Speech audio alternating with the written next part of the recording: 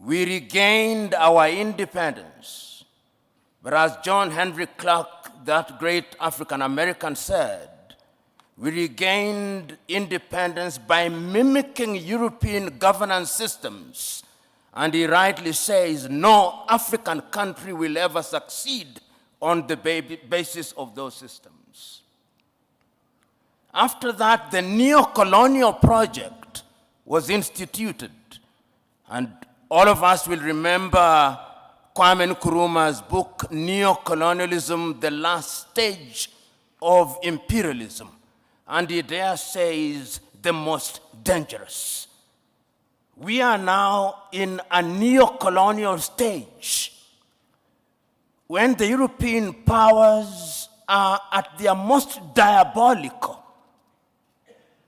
when the Americans are at their most diabolical. And it's not lost on me that they'll be meeting in Hiroshima next week as the G7. And how do they interfere? They interfere militarily. They ensure that you in the military are trained in Sandhurst, are trained in West Point, so they affect your mind. They interfere diplomatically, sometimes through gunboat diplomacy, and that is why you see sometimes your typical European ambassador treats our heads of states in a condescending manner. They interfere through institutions such as the IMF and the World Bank. They interfere by ensuring that our economic infrastructure is beholden to theirs through dollarization. They interfere through education. They interfere by influencing our processes, by lending us advisors who tell us what to do. The neo-colonial project is alive and well, and it is at its most dangerous, and we Africans must smell the coffee. If we don't, they are going to continue to interfere. How else do they interfere? Through NGOs, Danida, CEDA, UK Aid, USAID. These are Trojan horses that are introduced into our countries for the purpose of influencing our processes. And they infiltrate our institutions. Right now, if you look at the African Development Bank, look at the shareholding. It's Americans, it's Germans, it's Japanese, it's the French. And the Europeans have done their bit. They also interfere through post-colonial institutions, the Commonwealth of independent nations. They are not sovereign states, former French-speaking nations. These are the instruments that they interfere through. And how do we then deal with this situation?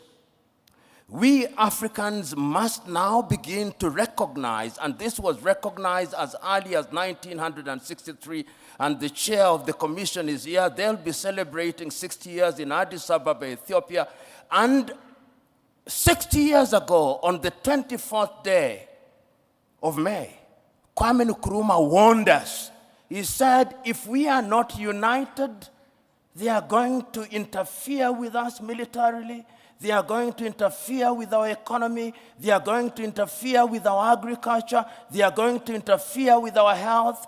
Our duty, and I hope that when African heads of states and government meet in Addis next week, it will not be another jamboree at which pro forma speeches are read. I hope it will be an occasion to give meaning to Africa Agenda 2063. I hope it will be an occasion to give meaning to Africa Continental Free Trade Area. I hope it will be an occasion to revitalize the Malabo Declaration, the Maputo Declaration, the Yamoussoukro Declaration. In other words, we Africans, as I conclude, we Africans must stop operating in silos. Rwanda alone will not confront them. Burundi alone will not confront them. But if we go through the regional bodies and ultimately the African Union, we may indeed succeed in putting away this bulwark. And remember, it is no longer just Europe. There is a new scramble for Africa. The Chinese are here. The Turks are here. The Qataris are here. all of them are coming back. And the military bases that you see here is telling you that if you don't behave, we are going to use force. Sometimes I wish, and I'm saying this seriously, that we too had a nuclear weapon. Because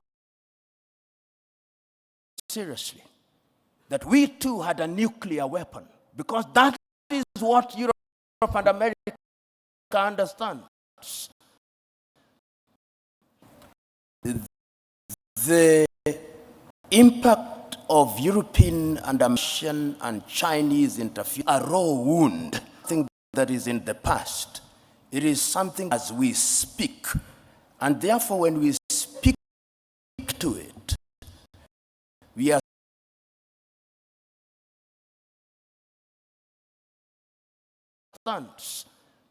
the impact of European and American and Russian and Chinese interference is a raw wound. It is not something that is in the past. It is something that is happening as we speak. And therefore, when we speak to it, we are speaking to it to warn ourselves of the reality. When we speak about the Danidas and the NGOs, these are bodies whose raison d'etre is to ensure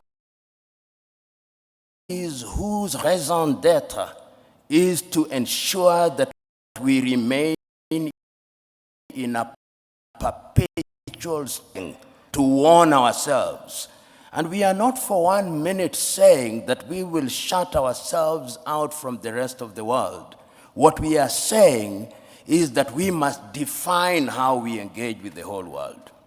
And we are saying that as individual countries, we are weak, and the rest of the world wants to operate and to deal with us in our weak state. The United States of America are dealing with Rwanda on second-hand clothing. Rwanda cannot resist them. Burundi cannot. Kenya cannot. Uganda cannot. But if we are East Africa with a population of 300 million, we can. If we are SADC, we can. If we are ECOWAS, we can. So this is what we are saying. And we are saying further that going forward, we must also recognize our internal weaknesses. And what is our weaknesses? Chinua Achebe said it very well. The problem of Africa is simply and squarely one of political leadership. The rank of many political leaders in Africa are thieves. Let's call them by their name. They are thieves. They are individuals who are not interested in the interest of this country. And as long as we continue electing such individuals into positions of power across Africa, they are going to be manipulated. What then is the responsibility of the citizenry? The responsibility of the citizenry is to make demands.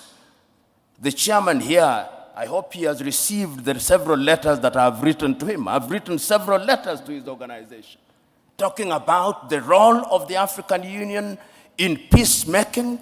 I wrote to the chairman only last week about the situation in Sudan, saying we must solve our own problems. And I want to see a crusading African Union, so that it's not the Americans and the Saudi Arabians who are summoning them to Jeddah. It should be in Addis Ababa.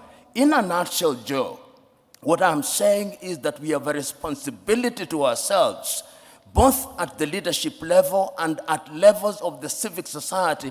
We must be engaged in a positive manner, and we must keep on shouting without being diplomatic, because diplomacy is lulling us into a false sense of security. And lastly, I want to say this. When foreign powers come, we must always be reminded of these goodies that they bring to us. It used to be said of the Trojan War that even when the Greeks bear a gift, they do not mean well. They never mean well. And the sooner we say it, recognizing the external threat, recognizing the domestic weaknesses, the safer we are. Right now, as I conclude, there is a group of experts going around East Africa collecting views about the constitution of East Africa. I've just written to them this morning. They are leaving Kenya. If you ask 10 Kenyans, possibly only one knows they are in Kenya. Then they will be going to Burundi.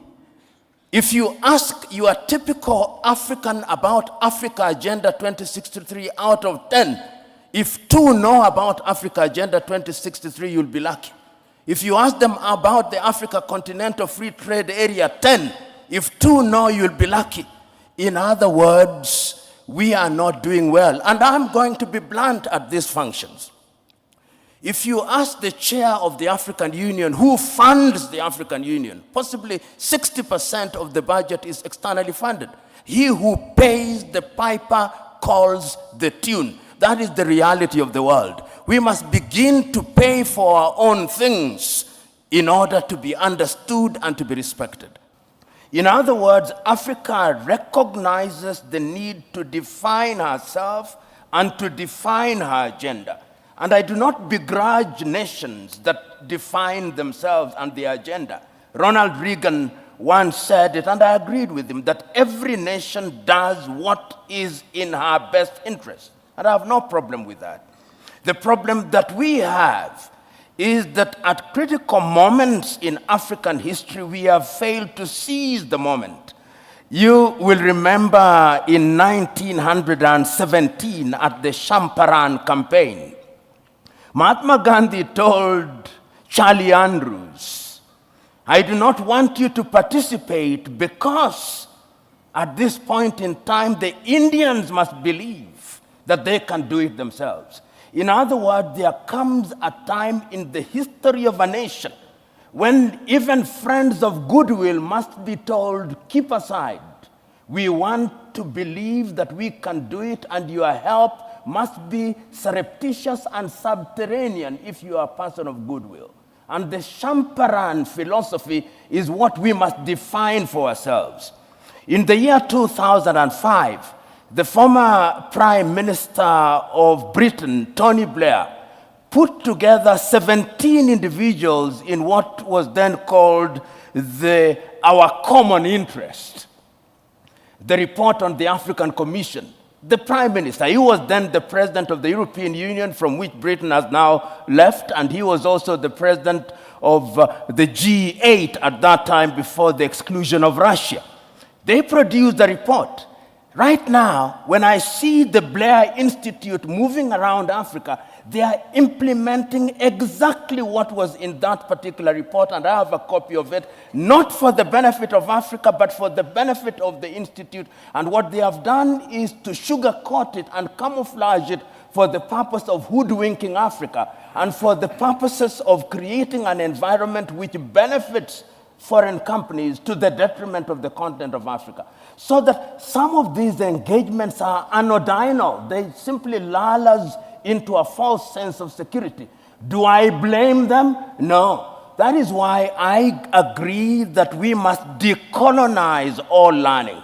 I don't know who said it this, that if you have that the happiness of the slave is the comfort of the slave owner. And I am saying that if Africa does not recognize this, then Africa will never recognize and realize our potential. The saying goes that if you behave like grass, goats will eat you. And many times we in the African continent behave like grass, and we are fit for eating. And that is what I'm saying going forward in a strategic engagement such as this. It is incumbent upon the continent of Africa, and remember I said there is a new scramble, sometimes subtle, sometimes not so subtle. There was 1 month in this continent when the Russian foreign minister was here, the American foreign minister was here, the Chinese foreign minister was here, the French president was here, the Turkish president was here, within a period of 2 weeks. What were they looking for? What is in their best interest? They engaged little countries. They don't want to engage the East African community. They don't want to engage SADC. They don't want to engage ECOWAS, because when they are big, they are not manipulable. And when on the 14th and 15th days of last year, the African heads of states and government were summoned, and I use the word summoned very deliberately, to Washington, D.C. After the president had spoken to them and given them photo ops. Wow. Guys, I've never had enough of PLO Lumumba. And if there is somebody that needs to be looked up for, or to maybe to look up for such a kind of, enlightenment, a reminder, then PLO is a man. I couldn't disagree with any of the sentiments from the very beginning all the way up to this particular point. I do not know about you, but do you agree that there's got to be a paradigm shift? There's got to be an overhaul, a total, scrutiny, a total kind of an overhaul, leaders in terms of leadership, in terms of policy settings, agenda settings for the continent, in terms of electioneering and the process of electing leaders who are responsible, leaders who are also accountable for their actions and for their decisions, for their policies, sober leaders who are aware of what is going on around them, leaders whose values and sentiments are much stronger than other people's opinion about them. So guys, it is high time that Africa wakes up. But again, as late, we'll keep on sharing more messages like this one. So you stay around, and if in case it was your first time you bump across the particular channel, how about next time around you don't want to bump across this particular channel accidentally, you hang around by subscribing, leaving that particular notification bell on, and of course a tiny little comment down there, and sharing it with friends out there that that this particular work will be of value. Let's spread this particular gospel until Africa really becomes free of influence of the West. It has been late. Stay tuned.